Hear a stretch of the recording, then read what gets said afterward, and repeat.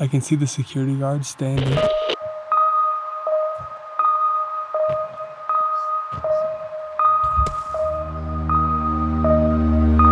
If we get up and walk across, we could jump down.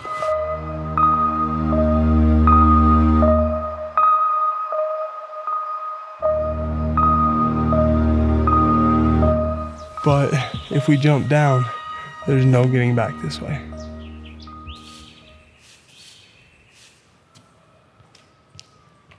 This is a story I've been waiting to tell since I landed in Colombia. Welcome to the abandoned city, the untold story of La Siberia. Opening in 1933, La Siberia was a small mountain town just outside of Bogotá, Colombia, centered around its cement factory. This cement factory was the first in Colombia. Between 1933 and the 1960s, this place broke ground for many employees. Workers whom used to only get paid in the form of food and accommodation were now receiving an actual paycheck in exchange for their work. Over this 30-year span, the cement factory would produce up to 200 tons of cement in a single day. Fast forward to today, and it lays in ruins after being abandoned in the late 1990s. There are fences and barbed wire running all the way around the factory, and supposedly spirits who haunt the center of the complex. Today, I'm definitely pushing hidden boundaries both internally and externally to tell you this story and adventure a place that very few people even know about. Yo, this is an adventure I've literally been waiting for since I got to Colombia. This guy decided to wear all white.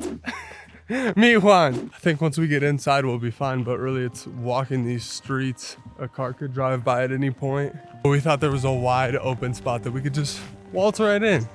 But that's where security is. So we're hiking back up the hill to see if there's another place to get in. I don't see any security on this side. There's a dog waiting for us. Bro, I'm high-kneeing out of there if there's a dog. The guy I talked to that said he came here before said the guy that was with him got nipped, like bit on the leg.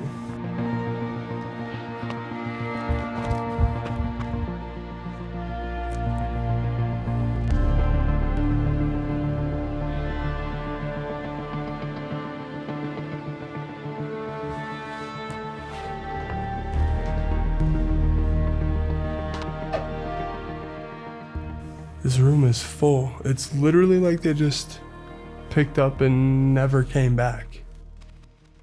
This is the first building, the furthest one away from anything. Maybe we can go this way.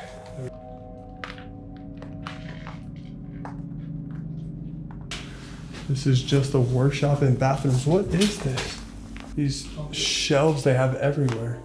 They're just old concrete, but it's in like tubes. Past building one, on to the next. Let's see how far we can get without you getting bit by a dog. I promise you I'm outrunning you. Watch your step though. They got cow security out here too. There's cows everywhere. Now our biggest thing is to get from here to there without anybody seeing us.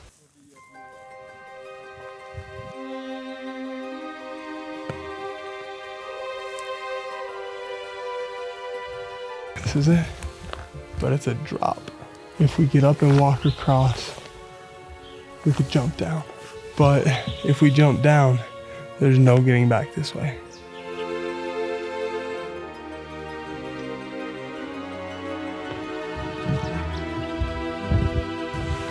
Good work.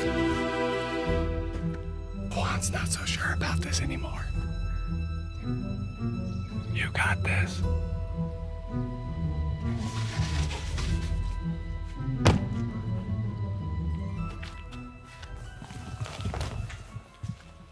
Building number 2. This looks like they had some huge machines in here. They were probably worth some money though, so they took them with. There's a sign in here that says, "Co-workers, please keep this space clean." And it's still on the wall. Look at how old this is. They went on strike and never came back. The 1960s brought a cement boom in Colombia. And as you can imagine, La Siberia was pumping out concrete to fill the demand. The max production went from around 200 tons per day to 1,000 to 1,400 tons per day. That's a 500 to 700% increase. Now, this increase sounds great.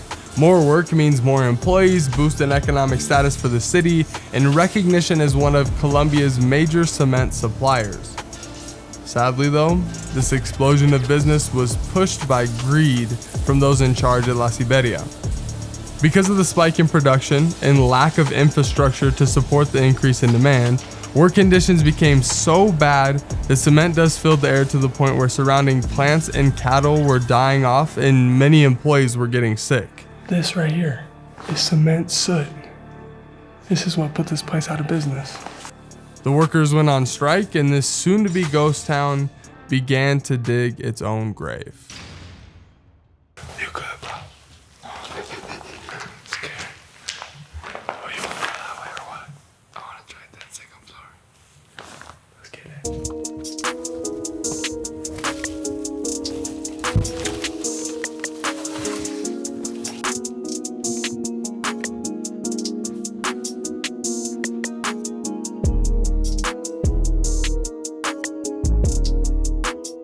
Think I can hang from this? I came in like a rag. We're gonna venture a little bit deeper. We've made it maybe halfway really through this place. And this is where it starts to get tall. So we're gonna go up and see what we can see from up there. Look at the floor above us. Do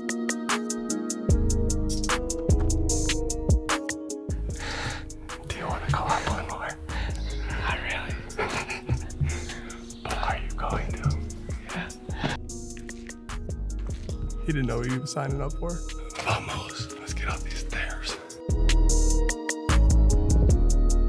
Okay, now I'm just adventuring on my own. My man Juan rocked with me for a while, but he said that was enough. He was going back. I'm not gonna push it too much further, but I gotta go a little bit more. I think this is a good point to get on here and say, if you're traveling to Colombia or you're in Colombia right now, and you're always looking for hidden places and hidden gems, I'm putting together a full map of all of my favorite places across the country. Hidden places to eat, hidden adventures, and places that are just not known to most tourists. If you wanna check that out, go down in the description and sign up for it. If it's not out yet, you'll be sent to a link that'll notify you when it comes out. Holy shit. I just stepped in. Big asshole.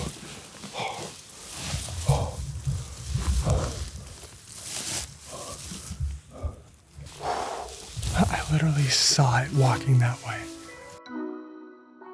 Good thing it was only one leg. That was stories down. Not so long ago, this place was people's factory. Like, this was the halls they walked to work. The homes they lived in were just down the street from here. This was their everyday lives. This place actually broke ground to pay people. It was some of their first paid jobs where they weren't just there working in exchange for a roof over their head and food in their stomach.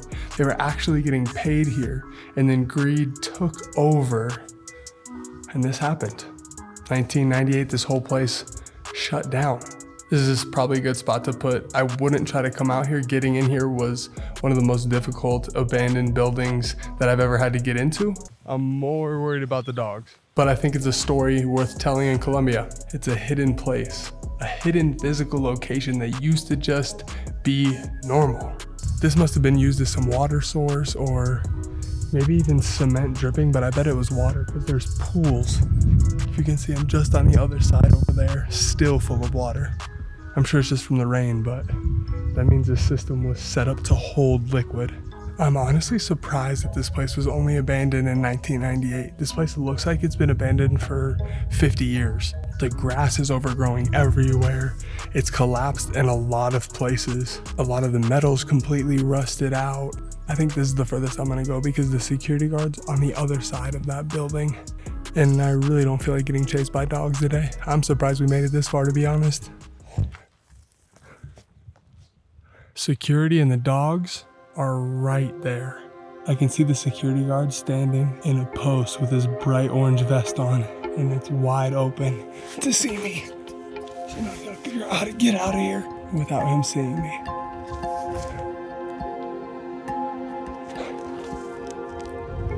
On a side note, this church and this building right next to it are way more locked down than the factory itself.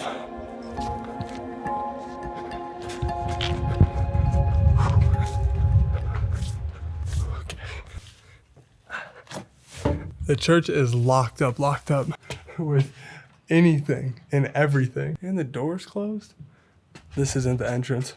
I walked all the way around the church and scouted what I think is the school for a few minutes, but after seeing how close security was, I decided to actually not push it this time. I mean, we already buzzed them with the drone, and I'm pretty sure one of them was about to take shots at it. Good luck shooting down a drone unless you're Chris Kyle. Anyways, I decided it was time to call it a day. Let's go find Juan. We survived. We did it. We survived. We made it out. It was a good adventure. You weren't sure? Nope. Especially when you said that the other guy got bit by the dog. I couldn't tell you that before. You're right.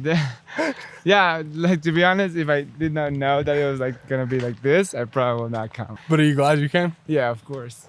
Good job. Leadership is a fragile thing. Your goal is typically to grow a business, a team, or a concept, which means pulling the most out of your people and getting them to produce at the highest level possible. But you also have to balance that with genuine care, respect, and allowing your people to take breaks for themselves. You may be leading them in some aspect of life, but they have an entire life of their own to live at the same time. La Siberia is an example of failed leadership. Leadership that was driven a bit too much by greed and money instead of taking care of their people. I believe that almost everything in life lays on a spectrum, and leadership is no different. If your leadership style stays too far on one side of the spectrum for too long, you will fail. Greed just happened to be the tumbling side of La Siberia's spectrum. Now, next week's video is gonna be a little bit more relaxed. I've been in Bogotá, Colombia for 4 weeks, and I'm gonna take you around and show you what you can do with 24 hours in South America's 3rd largest city. That is the best view of Bogotá that you're gonna get. Until next time, you try to live your dream, and hopefully I'll see you there. Much love. So you thought I was gonna say peace, but I think I'm gonna change it up. I like much love a little bit more. Okay, that's it. Much love. Man, I wish I could wear these, but look at that reflection. I can't wear these in a video. That just looks absurd. You wanna see what hostel living life is like? Let me show you. Don't judge the mess.